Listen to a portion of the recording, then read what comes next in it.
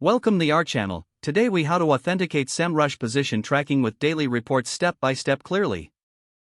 Start by logging into your Semrush account. Navigate to the position tracking tool in the dashboard. Create a new position tracking project if you haven't done so already. Select the appropriate domain for which you want to track positions. Add the relevant keywords you wish to monitor. Set your preferred location for tracking. Click on the Setup or Continue button to proceed. Once the project is set up, go to the Reports section of the Position Tracking tool. Locate the option for Daily Reports within the Reports section. Toggle on the feature for Daily Email Reports. Customize the report settings according to your needs. Choose the email recipients who should receive the daily reports. Confirm the schedule for when you want these reports to be sent. Save your changes to activate the daily report feature. Return to the main dashboard to check the status of your tracking project. Make sure the tracking is running smoothly and data is being collected.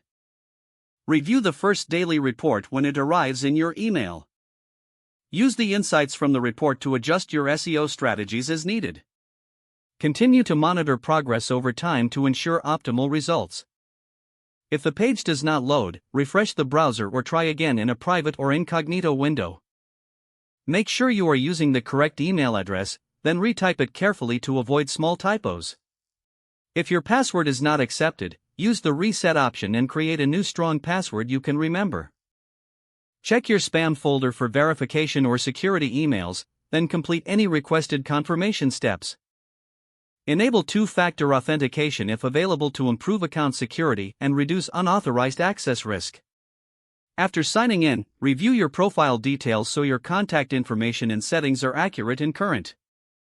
If you see an error message, note it down and try again after restarting your device and internet connection. Log out when you finish, especially on shared devices, to keep your account and payment information secure. If the page does not load, refresh the browser or try again in a private or incognito window. Don't forget to like this video and subscribe to our channel for more step-by-step tech guides.